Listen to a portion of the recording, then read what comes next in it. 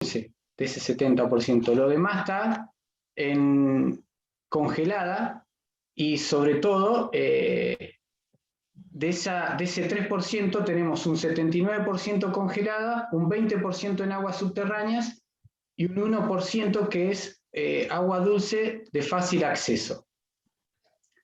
Es decir, que únicamente del 70% de agua que cubre el planeta, el 3% es agua dulce. De ese 3%, el 79% está congelada. El 20% en aguas subterráneas, por lo tanto necesitamos un sistema de bombeo para poder extraerla, es decir, energía extra, y un 1% del agua es de fácil acceso, que a su vez ese 1% está siendo contaminada por residuos industriales, vertidos humanos y sobre todo desechos agrícolas.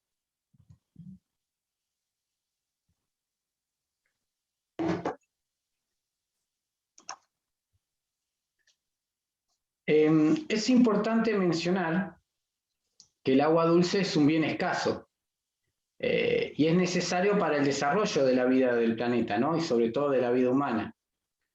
Y que el 70% del agua dulce utilizada va al sector agropecuario, un 20% a la industria y un 10% es utilizada para agua de consumo. Por lo tanto, ustedes como ingenieros agrónomos, futuros ingenieros, van a tener la posibilidad de reducir ese porcentaje. ¿Cómo? Haciendo manejos eficientes en el agua utilizada para riego de los cultivos. Porque como sabemos, el agua dulce es un bien escaso. Según la FAO, la población mundial en el año 2050 podría llegar a 9.000 millones de habitantes. Y esto lo que hace es aumentar las exigencias de cantidad y calidad de los alimentos.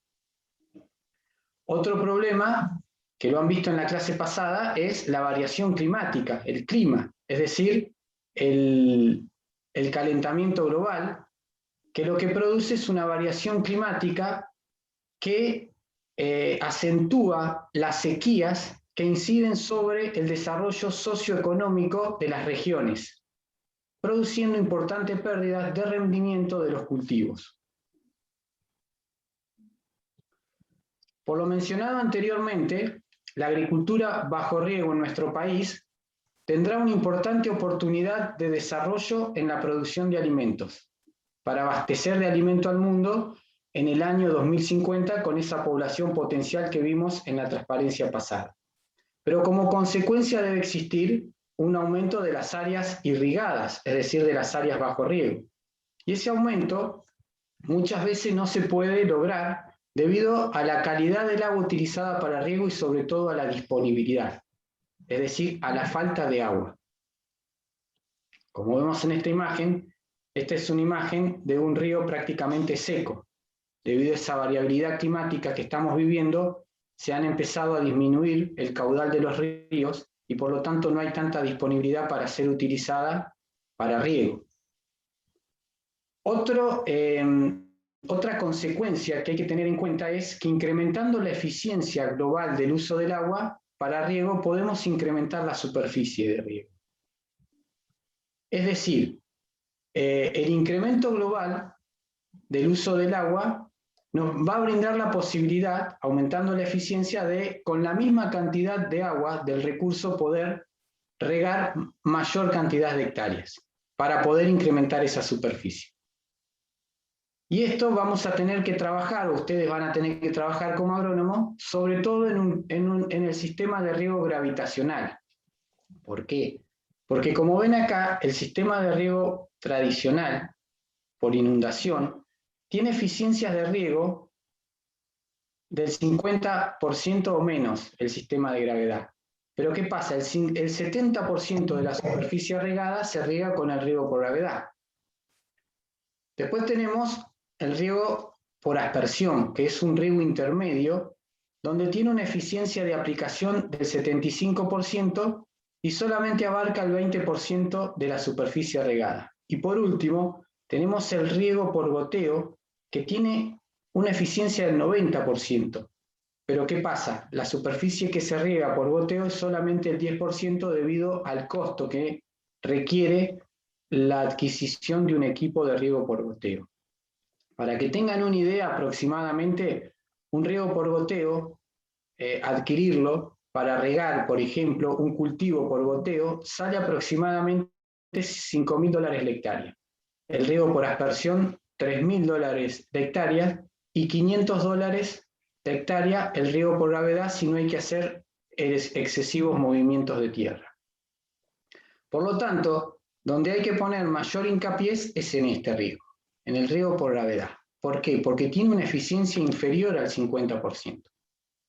Y debido a las políticas de gobierno que no nos acompañan, y no nos acompañan desde varios años, es muy probable que tengamos que empezar a trabajar en el riego por gravedad antes de poder pasar de un sistema de gravedad a un riego por goteo, porque ahí necesitaríamos, sobre todo para productores chicos y medianos, la posibilidad, por ejemplo, de créditos blandos para poder adquirir esos equipos.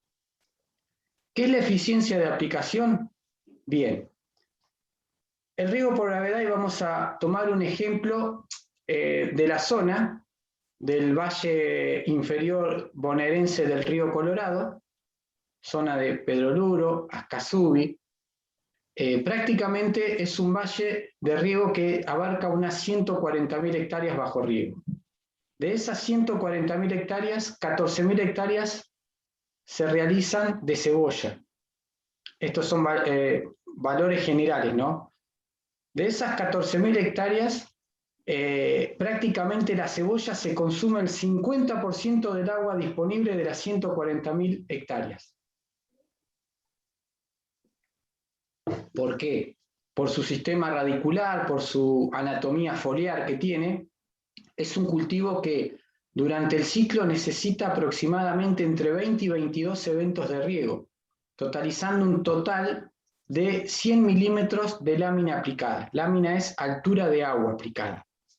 Cuando vean la materia hidrología y riego, van a ver que el agua aplicada a un cultivo se mide en lámina. Entonces, si tenemos un sistema de eficiencia de un 50%, quiere decir que para regar ese cultivo y abastecerlo del agua disponible que realmente requiere, necesitamos aplicar 2.000 milímetros.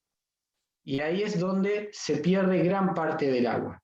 Por eso, mejorando esta eficiencia del riego, de un sistema por gravedad, pasando de un 50 a un 60%, con menos cantidad de agua vamos a regar el cultivo. Y por lo tanto el agua que nos queda nos va a quedar disponible para incrementar la superficie de siembra.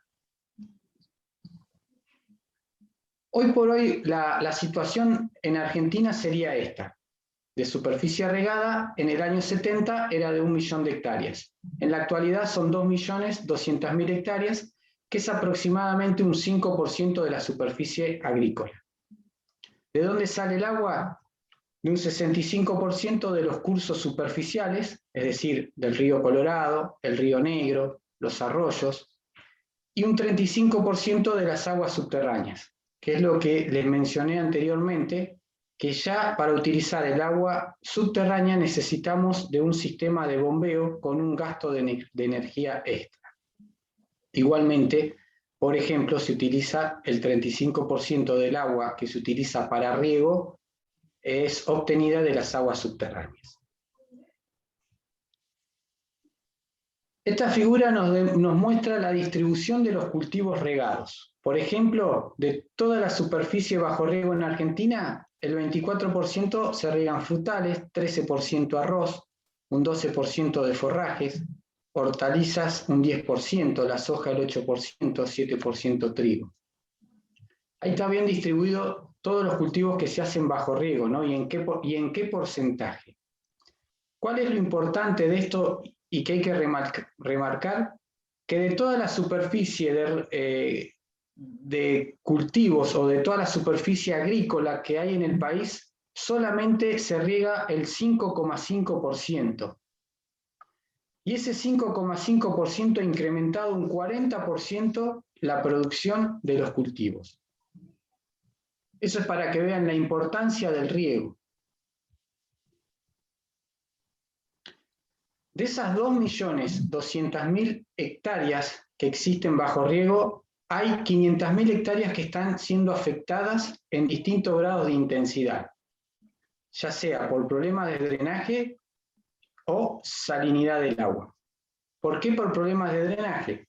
Un uso inadecuado del riego hace que apliquemos láminas excesivas y que esas láminas directamente recarguen los drenajes y no me permitan que el sistema funcione bien. Y a su vez, utilizar agua o aguas con altas concentración de sales, lo que producen es la salinidad del suelo, como vemos en estas figuras. Estos son suelos salinizados por por utilizar aguas con altas concentraciones de sales. ¿Se entiende hasta ahora? Sí, se entiende. Sí, profe. Está bien. Bien, perfecto, seguimos entonces.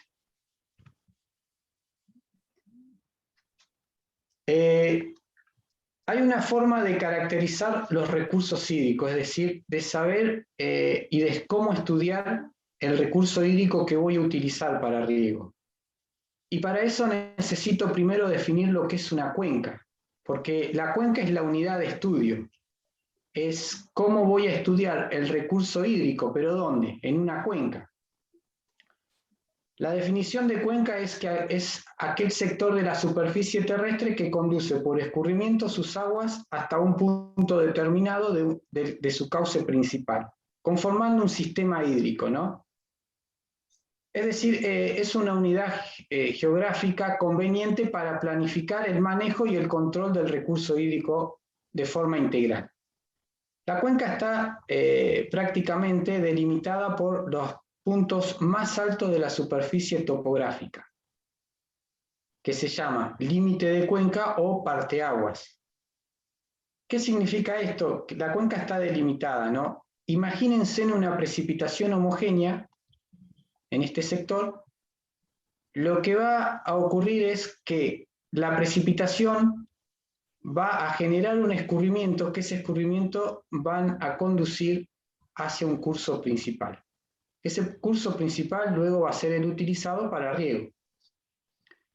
Hay parte de esa precipitación donde va a escurrir a la cuenca vecina. Imagínense en la cuenca como un sistema cerrado, es decir, una olla, donde tenemos un principal ingreso que es la precipitación y una salida principal que es el caudal.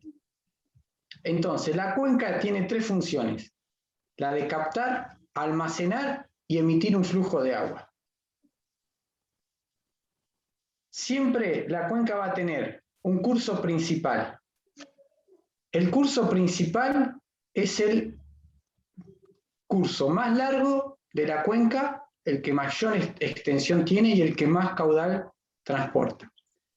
Y nace en la recarga y desemboca en un embalse, puede ser, si es una cuenca endorreica, o, por ejemplo, en el mar, si es una cuenca exorreica.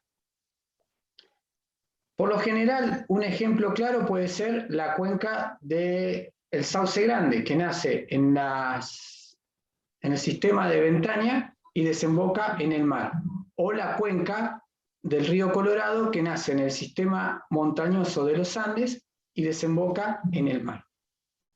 Eso es una cuenca, eso es la cuenca de un río o curso principal. A su vez, ese curso principal tiene afluentes. Esos afluentes son los que desembocan en el curso principal. Y esos afluentes se pueden estudiar de manera integrada a la cuenca o separada. Si la estudiamos de manera separada, los afluentes tienen su propia subcuenca. Y dentro de la subcuenca podemos tener cursos terciarios que desembocan en los cursos secundarios que van a dar origen a lo que son las microcuencas. ¿Qué me permite esto de pasar de cuenca a subcuenca a microcuenca? Estudiar y caracterizar mejor el recurso hídrico. Un ejemplo de esto es el campo del establecimiento de la UNS, el campo Napostá, que lo observamos en esta figura, donde tenemos dos microcuencas y acá tenemos el establecimiento delimitado, ¿no? Y en el establecimiento tenemos dos cursos afluentes del arroyo Saladillo Dulce. Esta es pasando a la figura de la derecha, vemos que esta es la ruta 33, este es el acceso al campo, Napostá, donde tenemos el primer brazo o el primer afluente o el primer curso. Ni bien pasamos la tranquera, nos cruzamos con este brazo y acá obtuvimos la muestra número 1. Si continuamos por el camino de ingreso hacia atrás del campo, observamos que hay una muestra número 2 obtenida del brazo 2 o afluente número 2. Es decir, que estas muestras fueron obtenidas en diciembre del 2019 para un periodo seco, ¿no? Y lo que vemos acá son los lotes enumerados, donde también obtuvimos una muestra del molino 24, que pertenece al lote 24.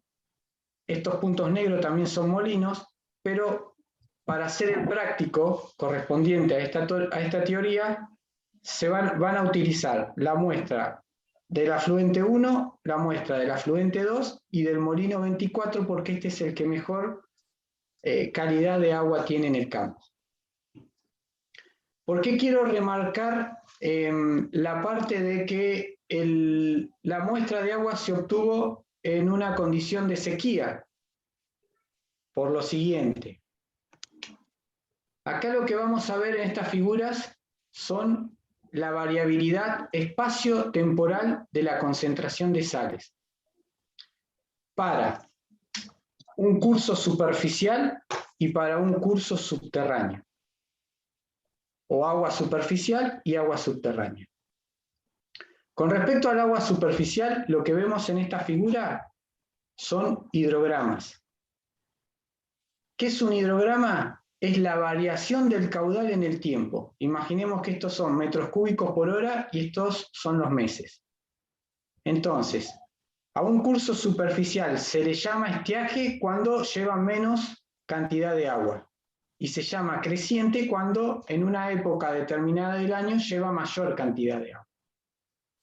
Entonces, lo que vemos acá claramente es una variación temporal para un arroyo, ¿no? O un río. A su vez, esto también lo podemos ver que en las aguas superficiales tienen una variación espacial y temporal. Y lo vamos a ver con este ejemplo. Este ejemplo que tenemos acá es la cuenca del arroyo El Divisorio. Es una cuenca que pertenece, o mejor dicho, es una subcuenca de la cuenca del río Sauce Grande. Nace en el sistema de Ventaña y desemboca en el embalse Paso de las Piedras, que es utilizado para el consumo de agua potable en Bahía Blanca y Punta Alta. ¿No? Tenemos el curso principal del arroyo y dentro del curso principal tomamos muestras en diferentes sitios. Esta figura está relacionada con esta cuenca, ¿no? Donde tenemos en el gráfico, en el eje Y, conductividad eléctrica, expresada en decisiemens por metro. Es una forma de medir las sales en el agua. Lo vamos a ver más adelante. Y esto que vemos acá son los metros sobre nivel del mar. Es decir, que a 300 metros sobre el nivel del mar estamos en la parte de la naciente de la cuenca, es decir, la parte más alta donde se producen las recargas. Y en la medida que descendemos, por ejemplo, a los 258 metros, sacamos una muestra, a los 205, a los 177 y a 159 metros sobre nivel del mar sacamos la última muestra muy cercano a la desembocadura. Para 3 periodos distintos, invierno del 2008, otoño del 2009 y primavera-verano del 2009. Trazamos las curvas y como pueden apreciar son curvas ascendentes, levemente ascendentes. ¿Qué significa esto? Que para los 3 muestreos se cumplió el primer punto en la parte más alta, el último punto en la parte más baja. Quiere decir que el agua, en la medida que fluye y recorre y lixivia por el suelo, se va cargando de sales hasta llegar a la desembocadura. Por lo tanto, tenemos que, en la medida que nos acercamos a la desembocadura de la cuenca, la concentración de sales se incrementa para los 3 muestreos. Pero a su vez tenemos concentraciones distintas de sales. Por ejemplo, la curva de rojo nos indica el muestreo realizado en invierno del 2008 y la verde en primavera de 2009. Y como observamos, prácticamente el muestreo realizado en primavera del 2009 tiene valores inferiores. Quiere decir que había o era un periodo de mayor precipitaciones. Es decir, que para ese curso superficial, el periodo decreciente sería en primavera-verano, relacionado con las precipitaciones, ¿no? Por eso disminuye la concentración de sales, las sales se diluyen. Y en invierno, cuando estamos en un periodo de estiaje, es decir, que disminuye el caudal del arroyo, las concentraciones de sales incrementan. ¿Qué queremos ver con esto? De que existe tanto una variación espacial, cuenca superior con respecto a la cuenca inferior, en las sales, en la concentración de las sales, y a su vez temporal. Por lo tanto, cuando ustedes tengan que realizar la caracterización del recurso hídrico, no pueden tomar una sola muestra en un determinado momento y con eso caracterizar, porque puede coincidir justo de que estén en un periodo de estiaje y las concentraciones sean mayores. Por lo tanto, lo ideal es tomar muestras en estaciones húmedas, estaciones secas y por varios años para tener una caracterización mejor de lo que sería la calidad de agua. Esto también ocurre con las muestras subterráneas.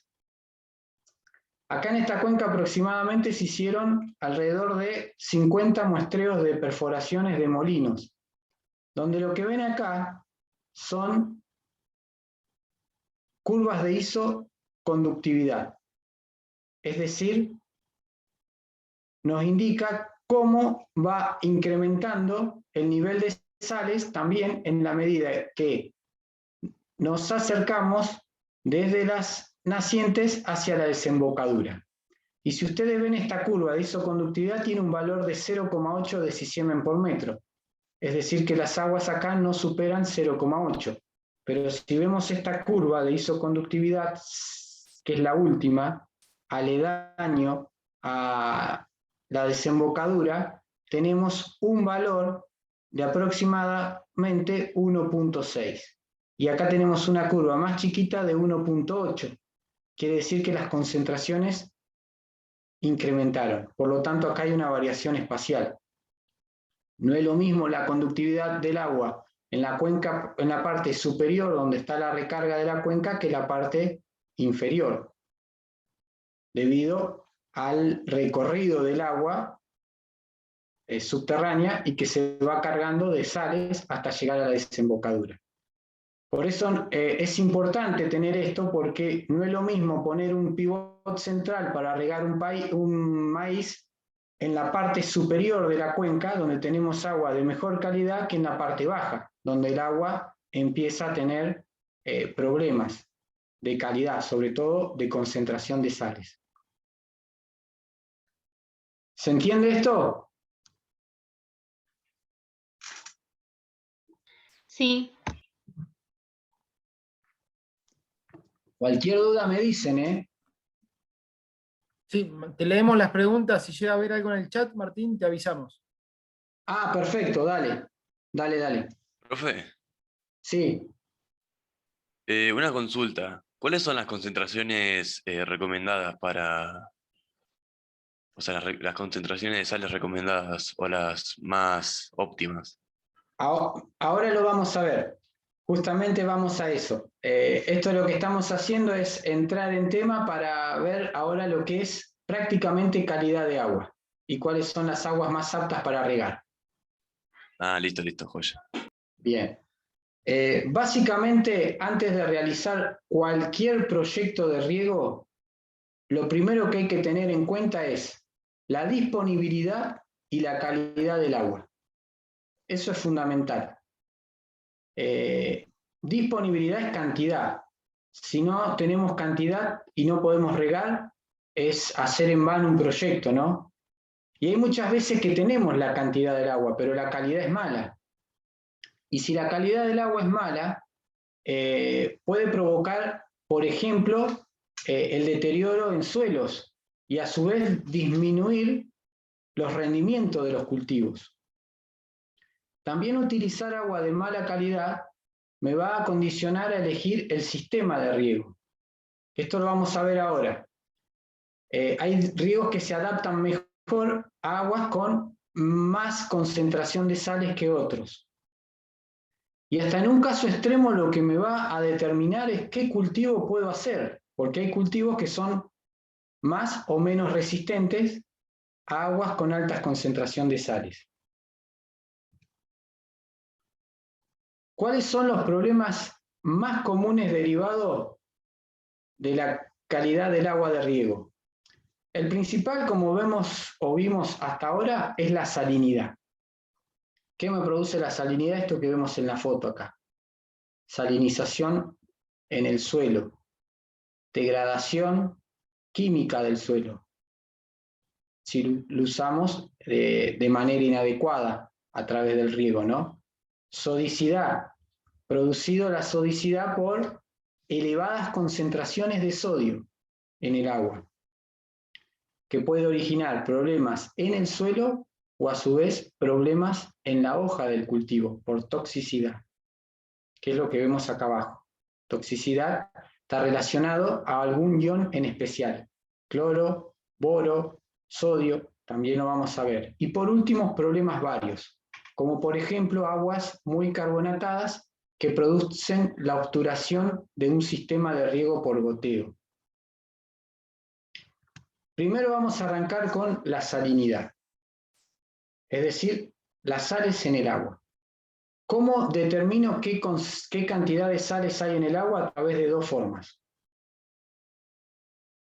La primera es a través de cantidad totales disueltas en un volumen de solución. Esto es concentración, gramos por litro. Y después también se puede determinar a través de la conductividad eléctrica, por medio de un conductímetro, que es un aparato que vemos en esta figura, que lo que mide es conductividad eléctrica. A ver, ustedes han escuchado hablar de que el agua es buena conductora de electricidad, pero es buena conductora porque tiene sales. Y cuanto más sales tenga el agua, mayor conductividad o mejor conductora va a ser de la electricidad. Entonces, una forma de medir la concentración de las sales es medir la conductividad del agua. Entonces, si tenemos valores altos de conductividad eléctrica, vamos a tener concentraciones de sales altas en el agua que vamos a utilizar en el riego. O al revés, si la conductividad es baja, la concentración de sales en el agua también es baja. La conductividad eléctrica se expresa en milimoles por centímetro o decisiemens por metro. Es lo mismo, pero básicamente lo van a ver como, o expresada, la conductividad eléctrica como decisiemens por metro. ¿Y cómo puedo relacionar la conductividad eléctrica con la concentración de sales? A través de esta fórmula que vemos acá. Es decir, básicamente, si nosotros enviamos una muestra al laboratorio y el laboratorio nos envía el resultado de la conductividad eléctrica en decisiemens por metro, multiplicándolo por 0,64, que es una constante, nos va a dar un valor de la concentración de sales que hay en el agua, es decir, de los sólidos disueltos totales del agua. Concentración de sales, mejor dicho, que hay en el agua, en gramos por litro. Algo que no les mencioné y que es importante mencionarlo, es que ante el momento de realizar cualquier proyecto de riego, tomar una muestra de agua y llevarlo a un laboratorio tiene un valor muy, muy bajo con respecto a lo que es el proyecto de riego en sí, insignificante. Y con ese valor, ya directamente sabiendo la conductividad, nos va a determinar muchas cosas. Hasta nos va a llevar a decidir si se puede o no realizar ese proyecto. En caso de hablar de que el agua sea de muy mala calidad con concentraciones excesivas, ¿no?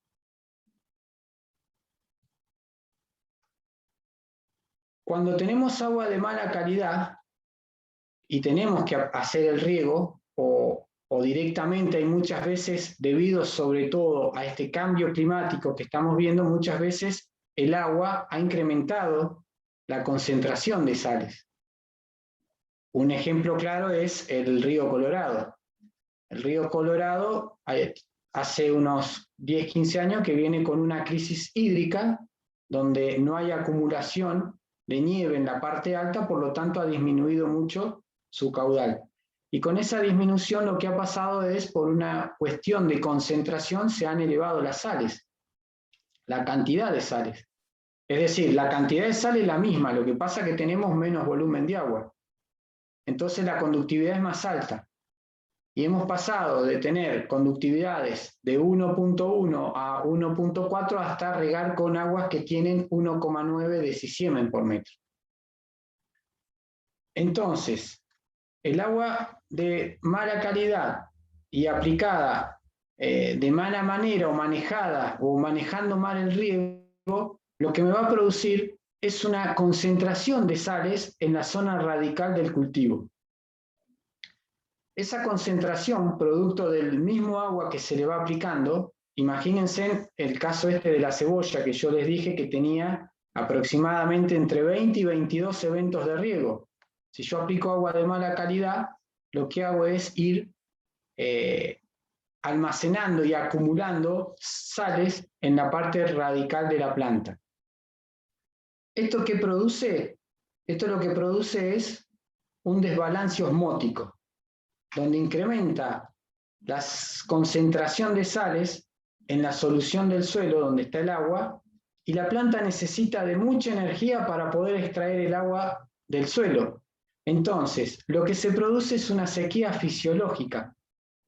Es lo mismo que si no se regara. Es decir, regar con agua con altas concentraciones de sales produce el mismo efecto que si no se regara. Uno ve la humedad, ve el agua en el perfil, pero la planta no puede absorberla. Y esto se llama sequía fisiológica. Automáticamente lo que produce es una disminución del rinde de los cultivos. Y si esto es muy severo, hasta pérdida de plantas, sobre todo cuando el cultivo está en plántula, que es más sensible a la concentración o a las elevadas concentraciones de sales. Entonces, síntomas característicos de esto que vemos acá, en cebolla, por ejemplo, amarillamiento en los ápices de las hojas, prácticamente en todas las hojas también. Se ve la humedad en el suelo, pero la planta no puede absorber el agua. Necrosis en las hojas, algunas hojas aumentan el espesor de la cutícula, hojas cerosas. Esos son síntomas característicos de riegos con aguas que tienen altas concentraciones de sales. Y esto, por ende, va a repercutir en la parte económica, porque hay una merma de rendimiento y, sobre todo, también pérdidas de plantas. Obvio que hay plantas que son más o menos tolerantes a las sales. Según esta tabla que vemos acá, una tabla de la FAO, realizada por la FAO, son tablas que se hicieron con distintos cultivos, ensayos, para ver cómo era la disminución en en algún cultivo en particular de su rendimiento potencial de acuerdo en la medida que se va incrementando la salinidad en el agua. La FAO lo que hizo fue estas tablas donde prácticamente tenemos cultivos forrajeros, cultivos de frutales, cultivos extensivos, hortícolas, donde en el cuerpo de la tabla se encuentran valores. Estos valores son todos valores que tienen como unidad la unidad de la conductividad eléctrica, es decir, decisiemens por metro, están expresados en decisiemens por metro, y a su vez tenemos columnas de porcentajes, esto que son porcentajes potenciales. Cada porcentaje potencial tiene dos columnas. Una columna que pertenece a la conductividad eléctrica del extracto de saturación del suelo y otra columna que pertenece a la conductividad eléctrica del agua. La que vamos a ver en esta clase y la que nos interesa en este momento es la conductividad eléctrica del agua, ¿no? Bien, vamos a tomar un cultivo extensivo, por ejemplo, maíz, ¿no? El maíz tiene una conductividad, dice, de 1.1 para un rendimiento potencial del 100%. ¿Qué significa esto?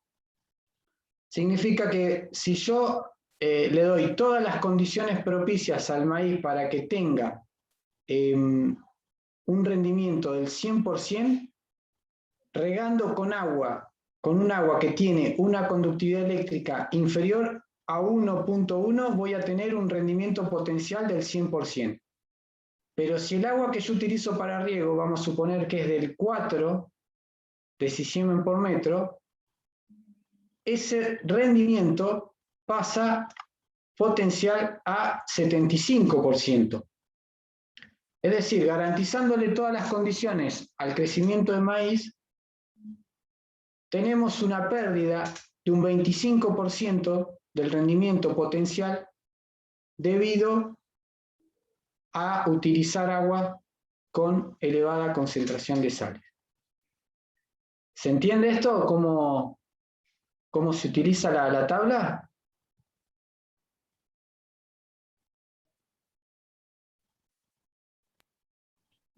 Sí, profe. Bien. Básicamente estos cultivos están ordenados de los cultivos más tolerantes a menos tolerantes, ¿no? Entonces, si por ejemplo tomamos el maíz, estaría en la parte inferior de esta tabla, para el sector inferior, para el sector de los cultivos extensivos, por lo tanto es un cultivo tolerante, no es tolerante a las sales. Más tolerante es el sorgo. Si los comparamos con el maíz, el sorgo es un cultivo que va a tolerar aguas con mayor concentración de sales.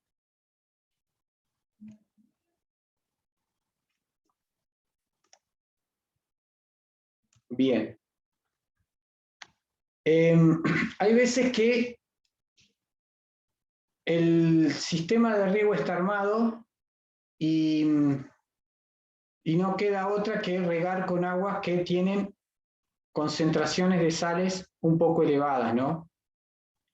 Entonces hay que recurrir a manejos de riego para poder hacer un uso más eficiente del recurso y sobre todo no salinizar y no producir una degradación química en el suelo, ¿no? Que después sea técnicamente irrecuperable.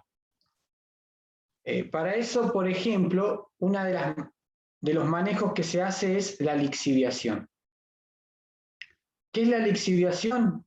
Es lavar el suelo. Es decir, con la propia agua de riego que se utiliza, se lava el suelo. ¿Cómo?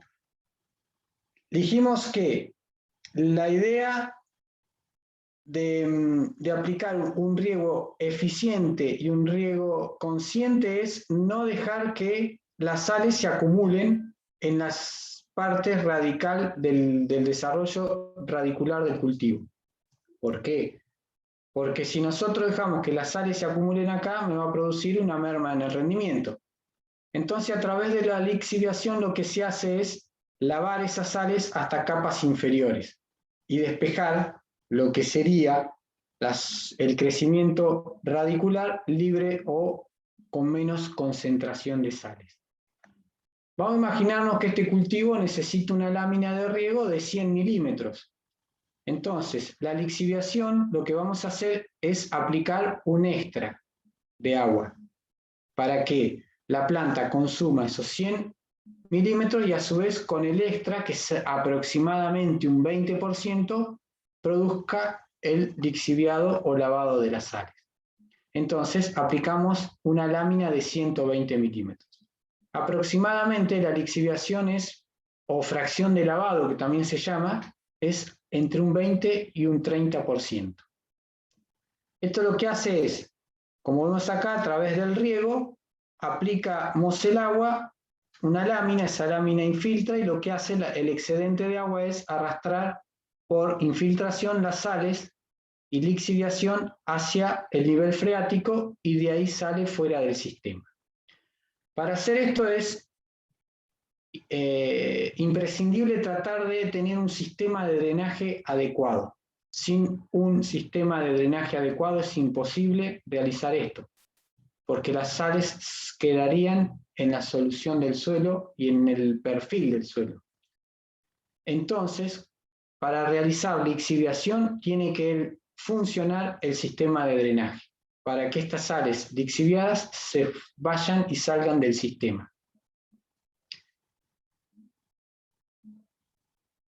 Una forma o lo más eficiente para realizar una lixiviación es el agua de lluvia, porque el agua de lluvia prácticamente no tiene sales y lo que hace es lavar el perfil y lixiviar las sales. Por eso, cuando hablamos de las tablas que vimos anteriormente, son valores relativos, ¿no? Porque no es lo mismo un maíz hecho o cultivado acá en el campo de Inapostá o más cerca a Bahía que un maíz realizado en Coronel Suárez. ¿Por qué no es lo mismo? Porque cuando hablamos de zonas áridas o semiáridas, la precipitación es escasa. Entonces necesitamos regar con mayor cantidad de agua, es decir, requiere una lámina mayor de agua que en zonas más húmedas. Y a su vez, al aplicar mayor cantidad de agua, también estamos salinizando más el suelo. Y esas precipitaciones no garantizan el lixiviado. En cambio, en una zona húmeda, cuando realizamos un cultivo, regamos, por ejemplo, con agua con la misma concentración que en una zona semiárida, pero esas sales son lixiviadas producto a que la pluviometría durante el año es mayor.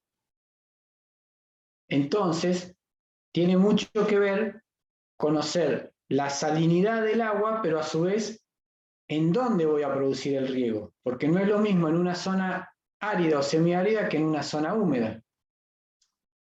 En una zona húmeda voy a poder utilizar agua con un poco más de concentración de sales. ¿Por qué? Porque la misma agua de lluvia me va a garantizar el lixiviado. A su vez, la lámina que tengo que aplicar durante todo el ciclo de cultivo va a ser menor que en una zona árida o semiárida. Es decir, que los problemas de salinidad están muy asociados a lo que son las zonas áridas y semiáridas primero por la disminución de las precipitaciones, que es menor, y después porque necesitamos mayor cantidad de riego o láminas más voluminosas para poder cubrir esa demanda del cultivo.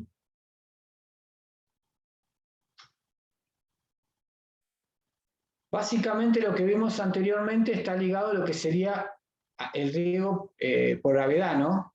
También se puede hacer lixiviación en un riego por aspersión, pero lo que vimos anteriormente se liga más al riego por gravedad y a un sistema de conducción por gravedad relacionado a los sistemas de drenaje. Para el riego por aspersión hay otro manejo que se puede realizar.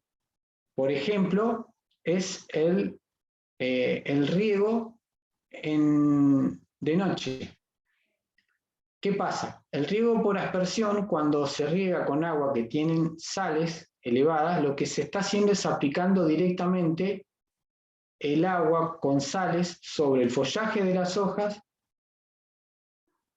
sobre el follaje, sobre los frutos o sobre flores. Por ejemplo, si regamos un maíz, aplicamos el agua sobre el follaje. También este riego puede estar en un riego en frutales, ejemplo almendros, o por ejemplo manzanas o pera, donde estamos aplicando el agua con sales directamente sobre el fruto. O en un invernáculo donde se está haciendo flores, estamos aplicando el agua directamente a las flores. ¿Qué pasa? Imagínense en este escenario. Un riego por aspersión en enero a las 4 de la tarde con 38 grados. Prácticamente lo que estamos haciendo es depositando las sales sobre el follaje o sobre el fruto, y eso lo que produce es un quemado del mismo. Porque hay una evapotranspiración excesiva donde el agua toca la hoja y directamente se evapora y deja las sales depositadas. Por lo tanto, para atenuar eso, lo que se puede hacer es regar de noche, donde hay mayor humedad relativa y no tenemos ese efecto de evapotranspiración.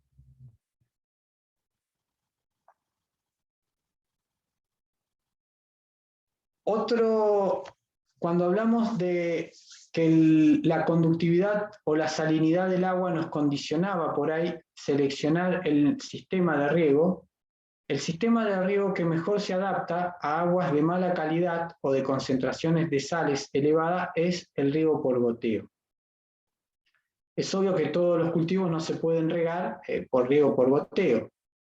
Pero bueno, hoy por hoy existe lo que es el riego subsuperficial, donde prácticamente también se puede hacer cultivos de maíz, cultivo de cebolla. Y la particularidad que tiene el riego por goteo es que genera un bulbo húmedo, ¿no? Acá lo que vemos en esta figura es la planta. En la planta tenemos el gotero, es un riego de alta frecuencia y bajos caudales, es decir, que está regando continuamente, y lo que genera es un bulbo húmedo, como si fuera una cebolla. Este bulbo prácticamente queda libre de sales, porque por capilaridad lo que hace la sal es desplazarse hacia fuera del bulbo y se van concentrando fuera del bulbo húmedo. Entonces la planta se desarrolla, es decir, el sistema radical se desarrolla sobre un volumen de suelo con menos concentración de sales. Por esta particularidad del riego por goteo es que se adapta mejor a aguas que tienen concentraciones de sales un poco más altas.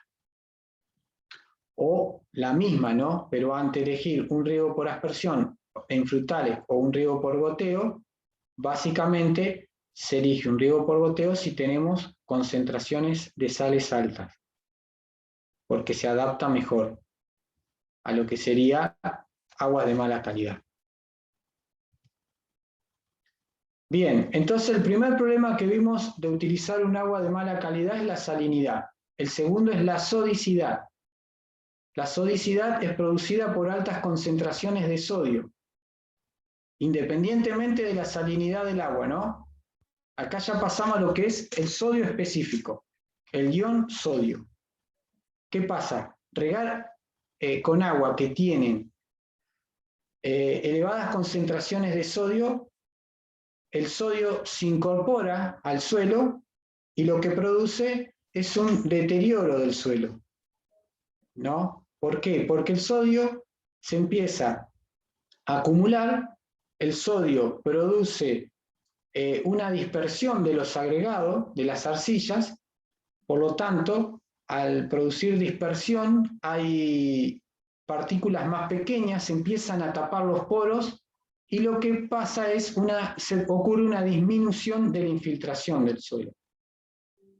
Es decir, lo que me produce es que disminuye la infiltración del suelo. Aplicamos la lámina de agua sobre el suelo y no hay infiltración, compactación. ¿Qué pasa? Al no haber infiltración, el agua no puede absorber por las raíces ese agua disponible que necesita y me produce una merma de rendimiento. Esto con el tiempo puede producir en el suelo una degradación física, una compactación del suelo. ¿Esto quién lo produce? El ion sodio. Y los dos elementos que contrarrestan esta toxicidad o este problema del sodio es el calcio y el magnesio, que son cationes bivalentes, ¿no? Entonces, ¿qué pasa? Para estudiar y analizar el problema del sodio, lo tenemos que hacer a través de este índice que lo han visto un montón de veces, que es el RAS, la relación de absorción de sodio, que va a estar dada por la concentración del sodio, raíz cuadrada de calcio más magnesio sobre 2, todo expresado en miliequivalentes por litro. Esto me va a dar el RAS, ¿no?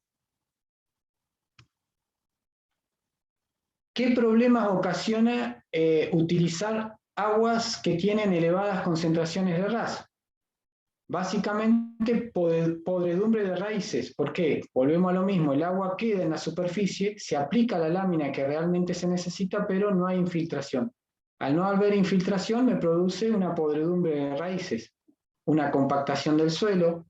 Al haber agua en exceso, sin infiltrar, en esos primeros centímetros del suelo hay menos aireación, porque los poros del suelo se ocupan de agua, y por lo tanto al haber menos aireación empieza a generar en las plantas problemas nutricionales, es decir, no puede absorber los nutrientes, y en caso de que esto empiece a secarse se produce este agrietamiento que vemos acá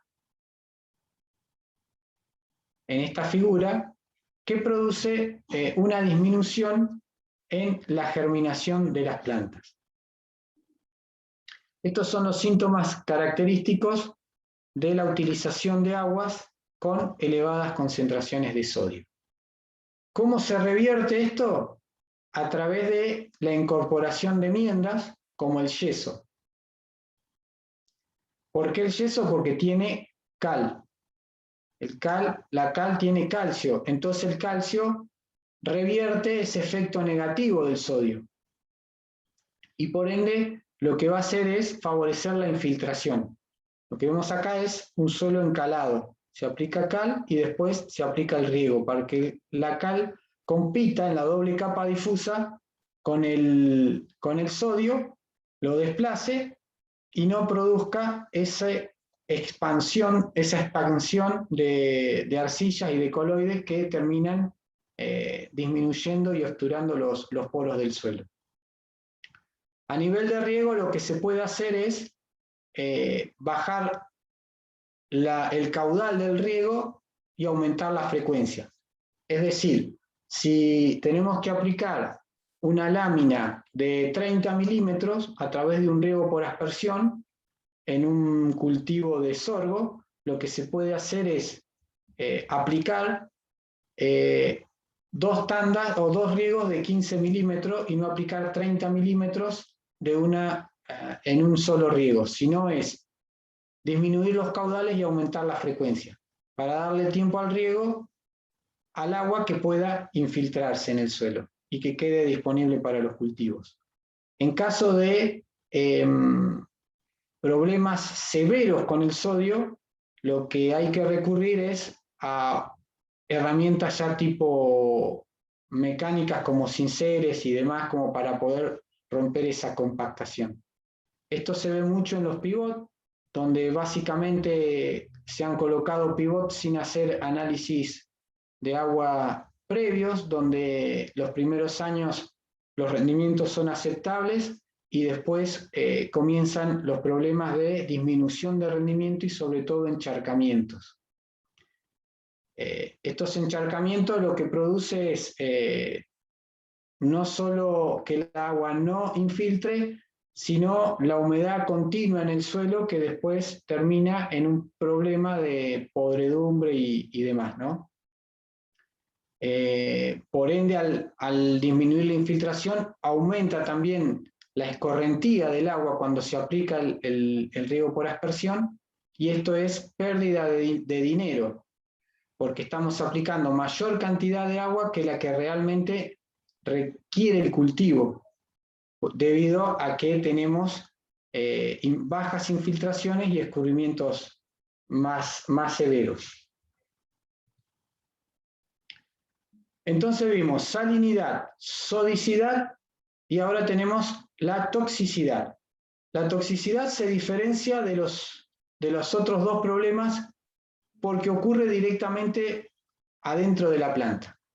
Es decir, la toxicidad se ve y se nota cuando la planta absorbe un ion que se encuentra en elevadas concentraciones en el agua utilizada para riego, la planta lo absorbe y lo va a acumular en la parte de la hoja, que es la parte fotosintéticamente más activa. Si tenemos un moteado en el borde de la hoja, es muy probable que sea por el sodio, la toxicidad producida por el sodio. Si es un moteado sobre la hoja, está relacionado al boro, y si vemos que hay una necrosis en el ápice de la hoja, se relaciona a los cloruros. Los problemas de toxicidad, para estos problemas se recurre a los mismos tratamientos que vimos anteriormente, que vimos para salinidad y sodicidad.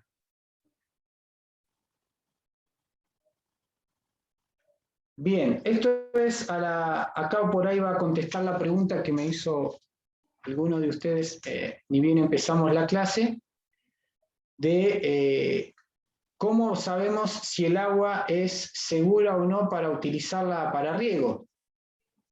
Primero la vamos a medir de acuerdo a los dos parámetros principales. El parámetro de la conductividad eléctrica, que nos indica la salinidad, y el parámetro del RAS, que nos indica la infiltración.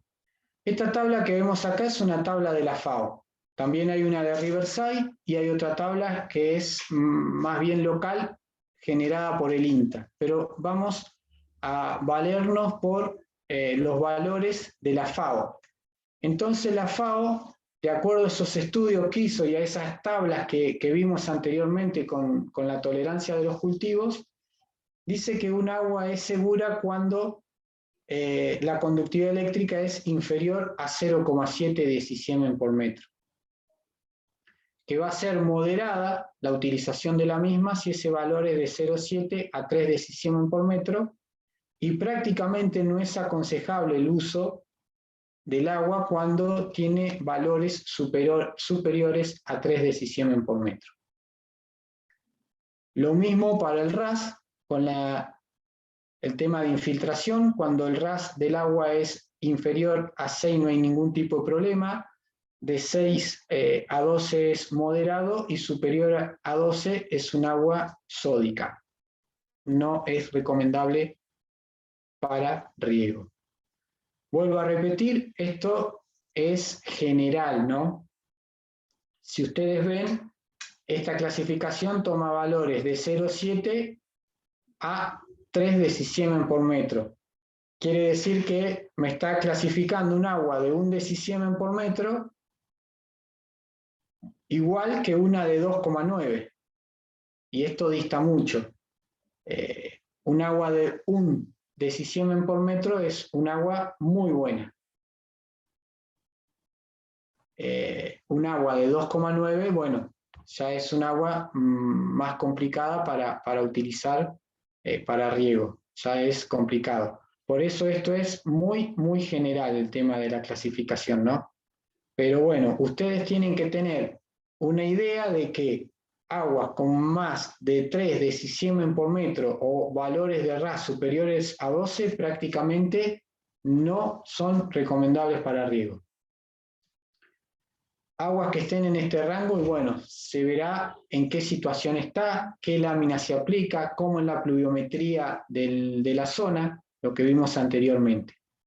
Y después la FAO también tiene una clasificación para los sodios que originan toxicidad dentro de la planta. Por ejemplo, si hablamos del cloro, expresado en miliequivalentes por litro, si tiene un valor de inferior a 3 miliequivalentes por litro, es segura. Mayor a 3, los problemas empiezan a verse, ¿no? Esta es una fórmula que se las puse para que vean cómo se obtienen, porque por lo general cuando ustedes envían un análisis de agua, los valores vienen en miligramos por litro. Si esos miligramos por litro lo dividimos por el peso equivalente, por ejemplo, para el sodio es 23, obtenemos los miliequivalentes por litro. Con ese valor podemos cuantificar el agua, ya sea para sodio o cloro, porque el boro y el arsénico están expresados en miligramos por litro. ¿Alguna duda acá hasta el momento? Por mi parte no, profe. Bueno. No hay novedades en el chat, así que estimamos que no, que está todo bien. Todo tranquilo. O están todos durmiendo. Y bien. Esa es la duda que siempre nos queda. Esa es la duda, exactamente. Pero bueno, yo creo que están todos muy atentos escuchando la clase. Sí. Es una buena camada. Sí, profe. Bien, perfecto, continuamos, ya queda poco. Entonces, los problemas que habíamos visto de utilizar un agua de mala calidad era, primero, la salinidad, sodicidad, toxicidad y problemas varios.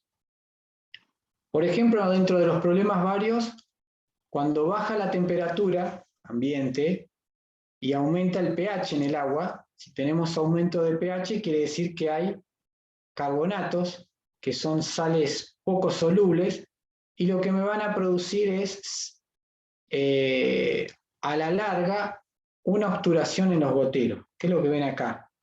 Este es un sarro que se forma alrededor del gotero, es la deposición de las sales que con el tiempo se van depositando, y lo que me produce es una obturación. El gotero es un orificio muy chiquitito que trabaja a una presión muy baja con respecto al riego por aspersión, y que prácticamente, como lo nombra el riego por goteo, el agua sale en forma de gota, prácticamente sin presión. Esto con aguas que tienen altas concentraciones de carbonatos o bicarbonato, lo que produce es una obturación en el tiempo. Ese es un problema que puede originar un agua con altas concentraciones de carbonato o bicarbonato. Después, otro problema es en el riego por aspersión, por ejemplo, cuando tenemos estas sales poco solubles, bicarbonatos, sulfatos, aplicamos el riego sobre el follaje o sobre los frutos, lo que me produce es una deposición de las sales sobre el fruto, y cuando se evapora el agua produce un quemado, y esto lo que hace es disminuir el precio comercial del producto. Esto, por ejemplo, para un riego en manzanas o peras de frutales regados por aspersión.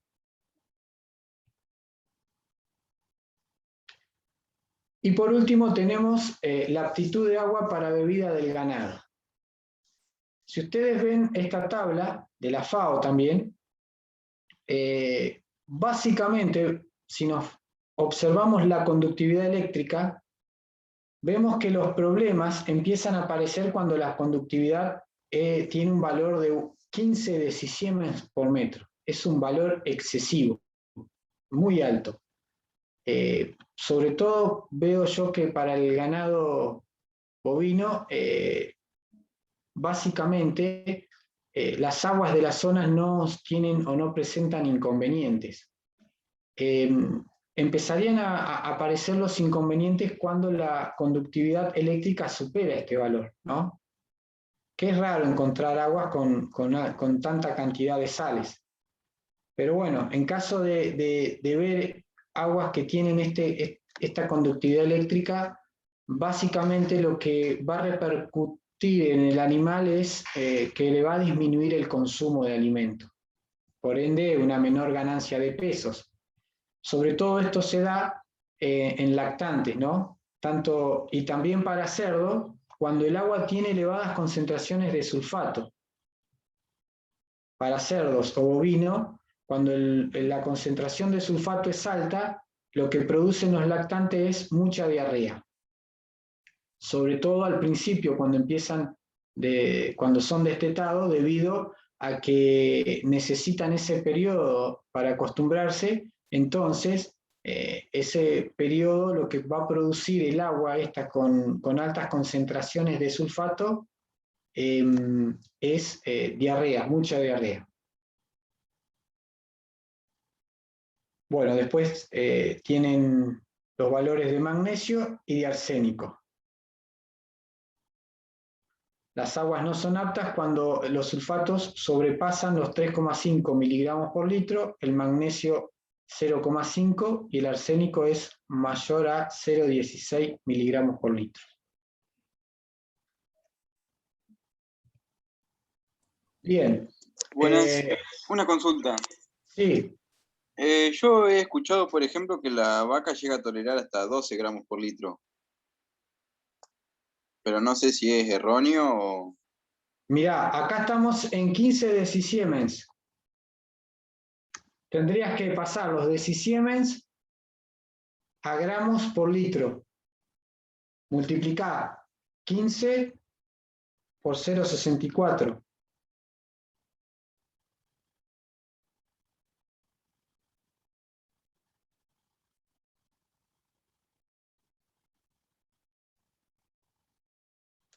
Bueno, da 9,6 más o menos. 9,6, exacto.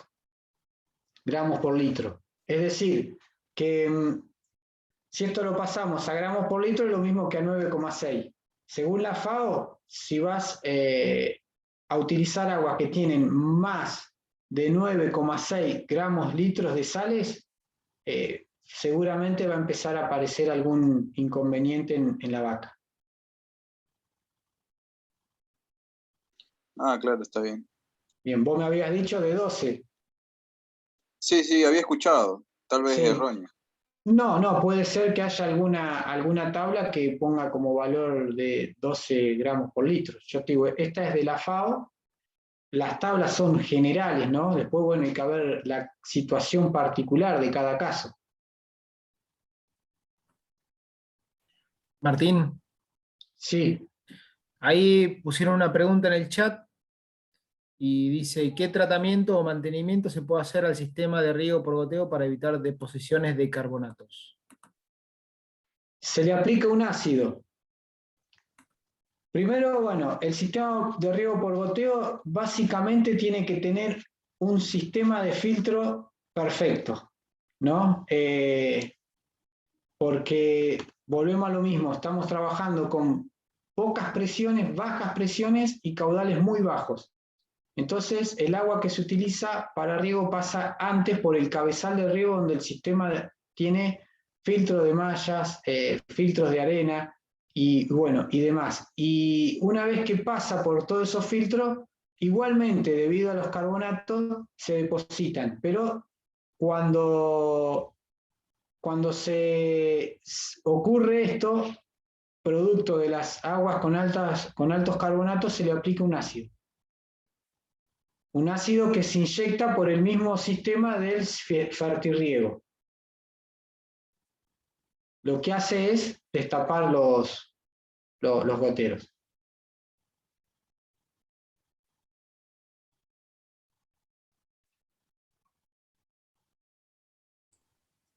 ¿Alguna otra pregunta, chicos, ya que estamos acá en este impasse?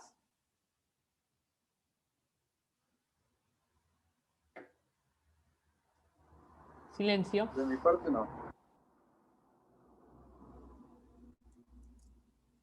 Bueno, Podés seguir entonces, Martín. Bien, bueno. Profe.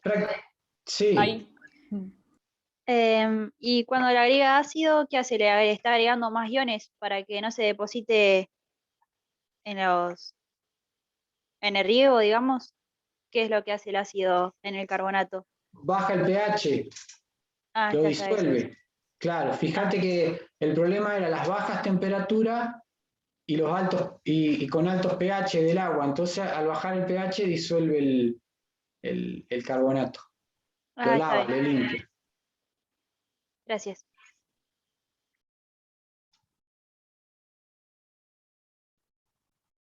Bien. Bueno, resumiendo lo que sería la presentación de hoy,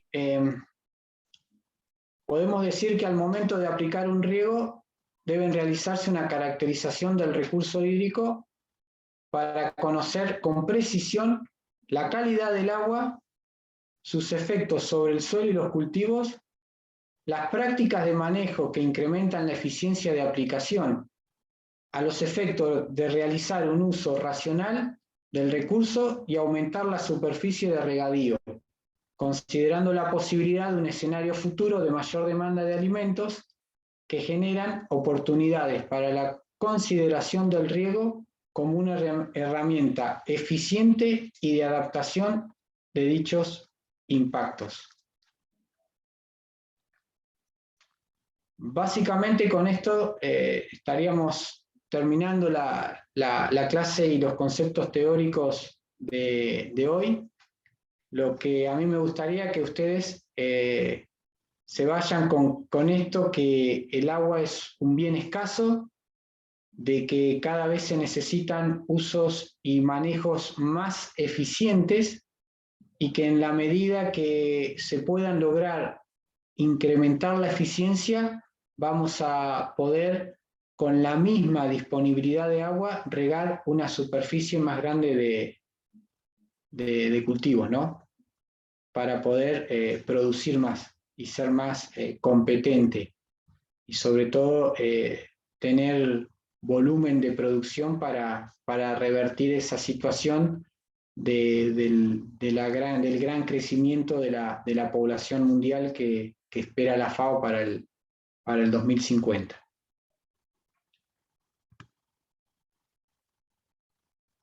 Bien, con esto terminamos la clase de hoy. Bueno, Martín, excelente, muchas gracias por tu clase, por darnos estos conceptos. Bueno, para los chicos, en esta presentación y en todo lo que les dijo Martín, tienen lo necesario para hacer la actividad práctica, ¿sí? Si hay alguna otra pregunta, aprovechamos. Si le quieren consultar algo más a Martín, si no, ya lo liberamos. ¿Se entendió todo? Todo claro, profe. Ninguna pregunta, profes. Sí, por mi parte todo claro. Buenísimo, Martín. Bueno. Fuiste muy claro. Bueno. Está Oscar ahí. ¿Cómo anda Oscar? Ah, está Oscar, mira. ¿Cómo van? Bien, ¿y vos? Bien, estaba escuchando, pero tenía la cámara apagada para que no se asusten. No sé si. No, bien, me gustó mucho, muy linda presentación. Y respecto a lo que decían los chicos de la calidad del agua, que por ahí puede ser más alta, sí. Lo que pasa es que los problemas empiezan antes. En producción animal, todo lo que sea la ganancia diaria de peces y el mantenimiento de animales se frena con agua con alto contenido de sales. Así que lo pueden tolerar, quizás pueden tolerar el FAO dice 9 para que no tengan demasiados problemas. En algunos lugares el agua es muy salina, como por ejemplo en la zona pegado a todo lo que es el salitral de la Vidriera, donde hay un dominio de la orla litoral, donde los campos están con un sedimento eólico reciente o un manto de arena sobre un ingreso marino, sobre un material marino, entonces todas las aguas de ese sector son altamente salinas. Entonces las aguadas tienen problemas, los animales tienen problemas por la calidad del agua. Y en realidad están tolerando y es difícil la solución de ese tema. Hay un par de tesinas de agronomía de los chicos de la Tecnicatura que en esos campos encontraron problemas de alta concentración de sales en las extracciones de molinos, ¿sí? Bueno, pero termina mucho, o sea, tarda mucho en terminar los animales, hay problemas de calidad, sí, se ve en el pelaje de los animales que no están bien, tienen muchos inconvenientes. Por eso es importante manejar los niveles de sales, no solamente en el cultivo, como decimos nosotros, en la producción agrícola intensiva, sino también en la producción animal, porque ahí quizás los daños o los efectos adversos no sean tan claros. ¿Sí? Se van retrasando todas las terminaciones en función de que la calidad del agua no es buena y quizás se tomen otros factores como elementos que frenan las ganancias diarias estimadas por los ingenieros en esa región. Así que me interesó esa pregunta que hicieron, estuvo bueno. Bueno, estuvo buena toda la exposición, también lo del carbonato. No sé si les mostramos, Maxi, cuando fuimos al campo. Nosotros usamos, así como Martín usa el ácido clorhídrico para sacar las incrustaciones de la cañería, nosotros usamos para detectar si hay carbonato en los horizontes del suelo. Con ácido clorhídrico al 10%, hacemos la reacción, y pasaría más o menos lo mismo en las cañerías, ¿sí? Lo disolvería. Se disuelve en el ácido clorhídrico y se libera dióxido de carbono. Así que varias cosas de las que hablaron, después las vamos a volver a retomar. Bueno, y después todo lo que tenga que ver, ¿sí? Independientemente, yo sé que a ustedes les gusta mucho la producción intensiva bajo regadío, ¿sí? ¿Por qué? Porque todas las zonas de regadío tienen un potencial productivo y una demanda profesional muy alta. Bueno, por ahí andará Juani, no sé cuántos agrónomos tendremos en la zona de Corfo, está en INTA, pero hay un montón de profesionales egresados de esta casa y de otros lados, también de La Plata y de Buenos Aires, que están trabajando en toda la cuenca del río Colorado. Y es una densidad de trabajo, una densidad, un movimiento de insumos, a una escala totalmente distinta a las de secano. Pero bueno, Juan Martín, como también habló de hidrología, les habló de cuencas, es interesante el planteo de manejar el agua en las cuencas, porque el agua en las cuencas es la que nos permite producir en secano, y no estamos haciendo un buen manejo del agua en las cuencas. Lo que estamos haciendo normalmente es dejar que el agua fluya, que así como les mostró cómo las cuencas se dividen en microcuencas, no hacemos nada para retener el agua en las microcuencas. Quizá hagamos algo superficial en cuanto a hacer cultivos que dejen algo de rastrojo, que eviten la erosión, ¿sí? Esas son las medidas mínimas, pero retener el agua para los momentos en que nos falta, no. Normalmente, si llueve mucho, el agua fluye, llega al mar. Y si hay un periodo en el que podemos almacenarla, es justamente en los periodos de precipitación, cuando la precipitación es excesiva. Y almacenarla sería retenerla en el mismo lugar en la que cae.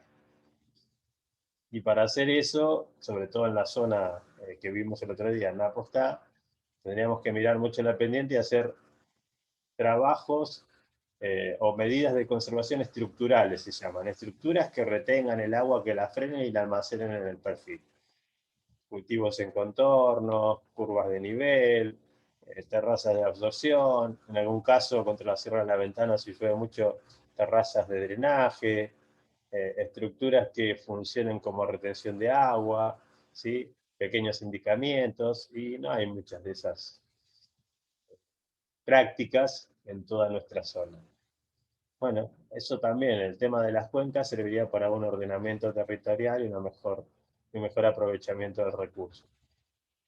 También se habló acá de problemas graves que tenemos y que tienen que ver con el cambio climático, que fue la disminución del caudal y de la calidad del agua de riego en la zona de Corfo, ¿sí? Eso cada año está siendo más limitante, lo retomarán en hidrología seguramente, pero bueno, ya les contó Martín los casos, la calidad del agua, antes no había ningún problema, casi antes estamos hablando, no se crean que hace mucho tiempo, hace 15 años atrás, no había 15, 20, que no es tanto, a usted le parece mucho, pero en la escala productiva no es tanto, no había ni problemas ni de cantidad ni de calidad.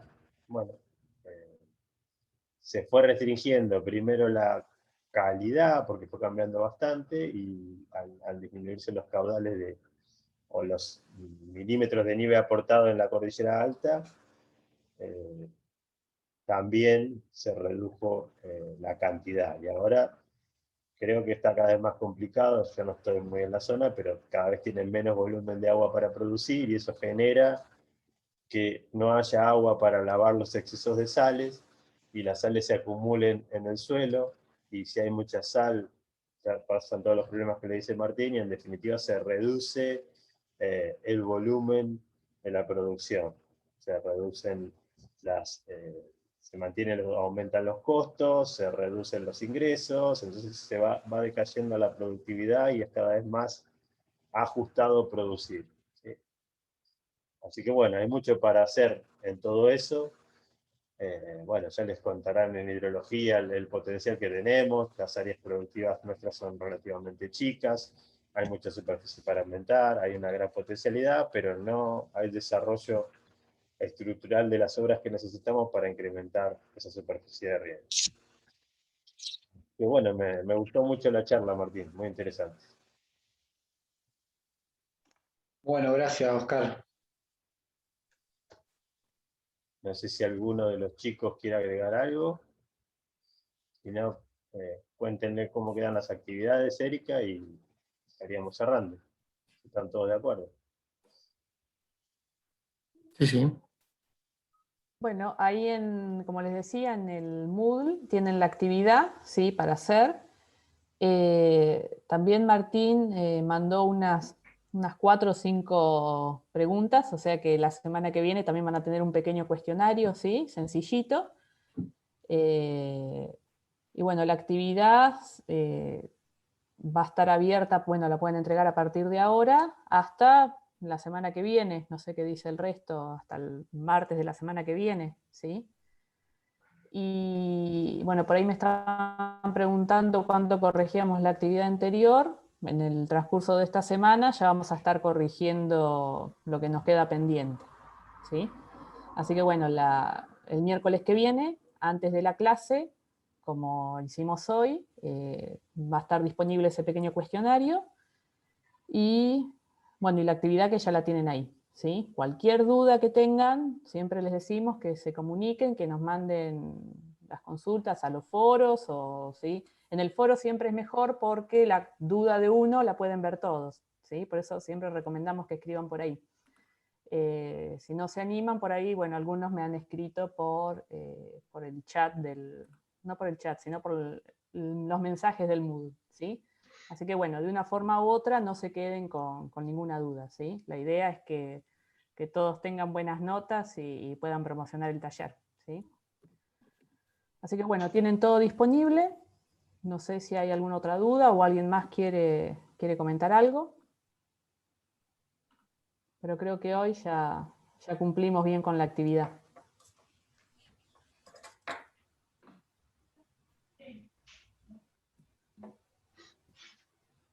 Bueno, gracias Martín por la colaboración, como siempre en el taller, como todos los años, así que muy agradecidos los integrantes de esta materia. Bueno, gracias a ustedes nuevamente por la invitación. Le vamos a seguir invitando. Bueno. Te vamos a seguir invitando todos los años, Martín. Claro. Bueno. Por lo menos durante los próximos 20, que seguramente vas a tener que... Mientras el agua sea esencial para la vida, te vamos a seguir invitando. Tal cual. Bueno, gracias Martín, en serio. Bueno, listo. Seguimos en contacto. Dale.